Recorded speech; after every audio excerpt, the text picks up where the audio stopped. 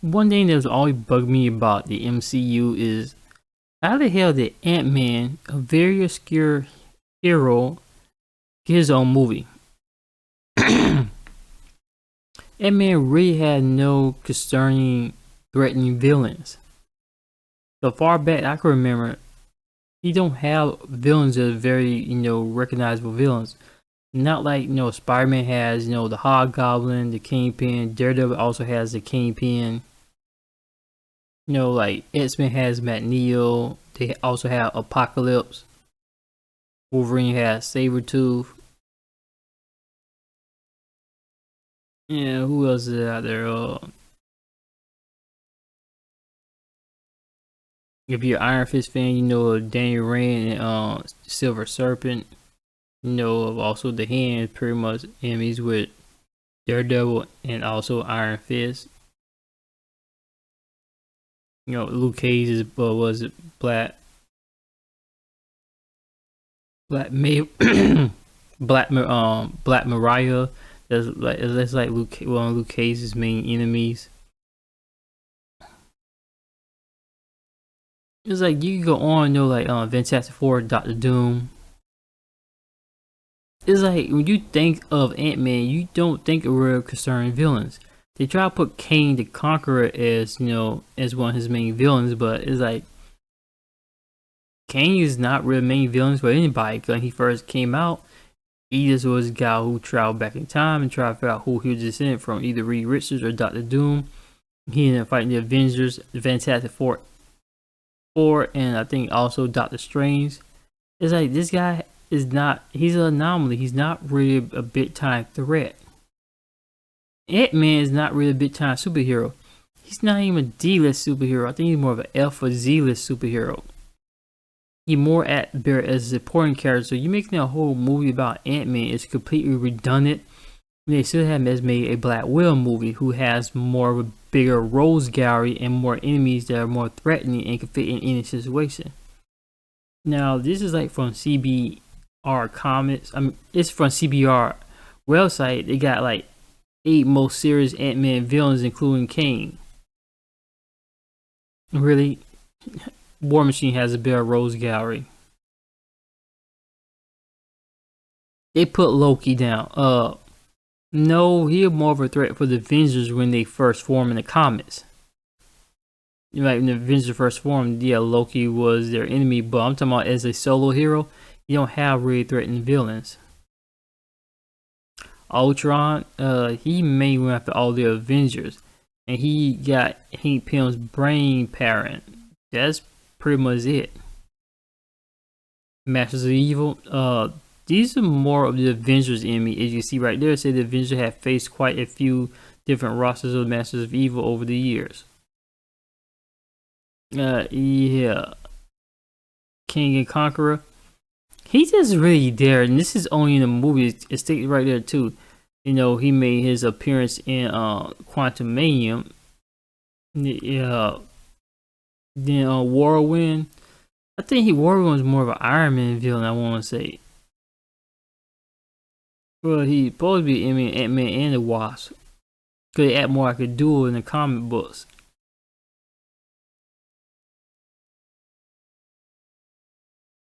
Yeah, what is this? Macro, whatever his name is.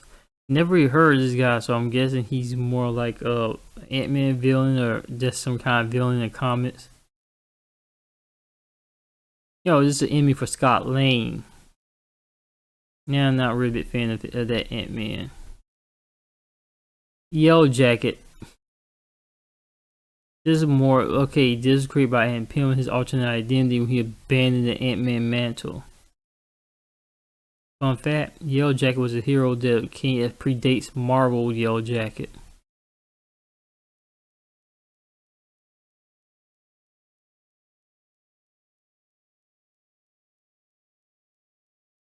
Then you got Doctor Doom. I'm telling you, Doom is not really threatened by Ant-Man, so he probably won't even bother with him being his enemy.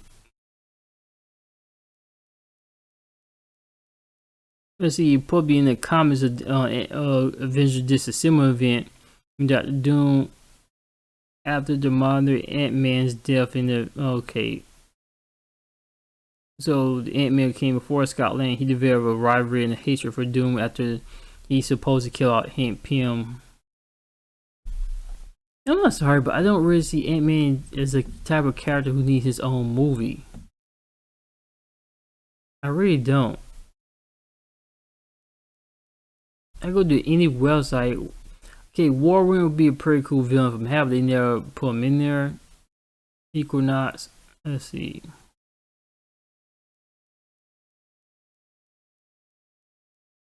And just know sometimes, felt like Equinox was a race of potential when it comes to Ant-Man villain because he had rather cool powers. Yeah, okay, well they could have put him in the movie. He seems like a pretty cool character. Egghead, another scientist that might be threatening. Yeah, this is what Ant-Man was in. He was in Astonishing, the Tales to Astonish. Okay, there's the Power Broker. Darren Cross, who came Yellow Jacket, and he wasn't an evil villain guy per se. Okay, so him and MODOK was enemies until the Spence.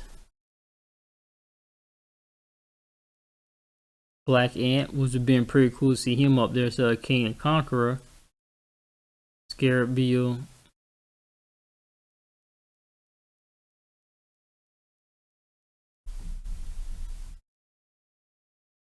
The King of all insects. That would probably been pretty cool to see that. Some of these villains I never heard of. Some of these I think came from when Scott Lang wore the Ant-Man mantle.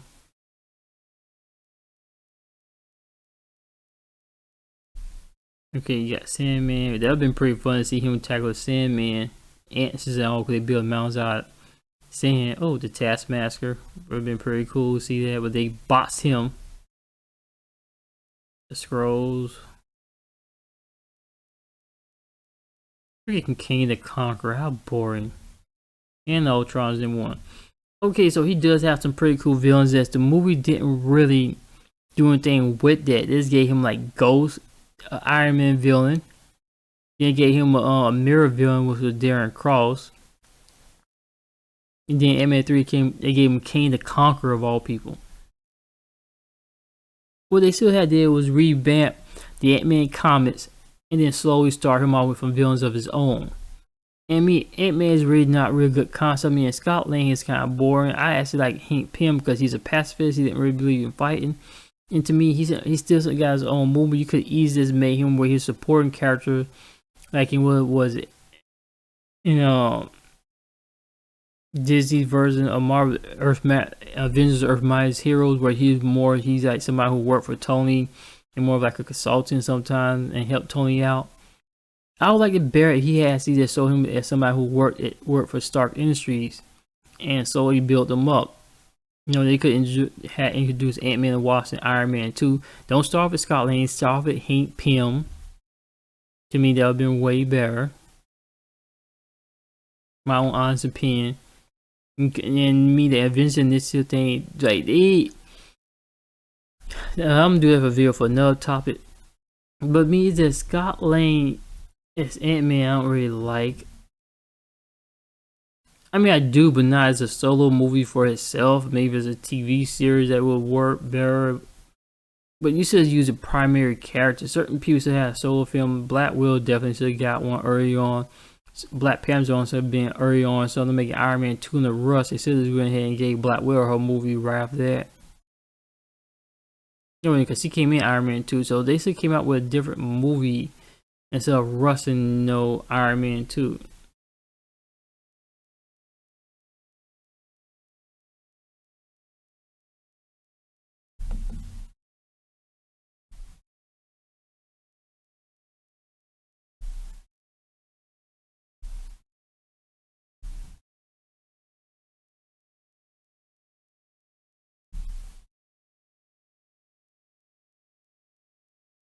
Now see, this is another one coming from CBR. This is another one coming from CBR. Now I got Ant-Man 10 main villains, but it's in the MCU and comics. Okay, you already did Yellow Jacket. Ghost, no. Ghost, yeah, this is the MCU. The MCU was thereby calling it, coined by Neuronic. Ghost is an Iron Man villain who is, who was created by Justin Hammer. It's still Stark Technology, I think, if I remember correctly. MODOK, he created by, AIM, Advanced Ideal Mechanics. Okay, so you got the Black Knight, who I'm pretty sure was an Iron Man villain, because this is Iron Man getting his ass handed to him by the Black Knight.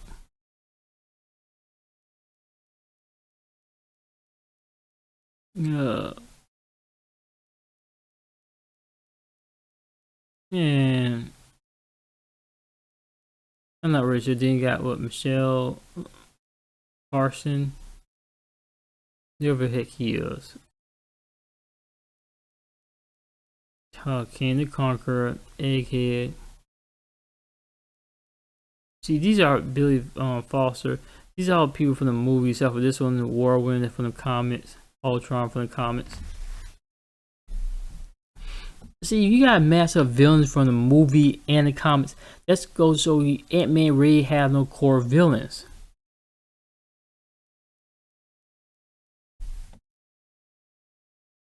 See, there's a mismatch of villains mostly from the movie.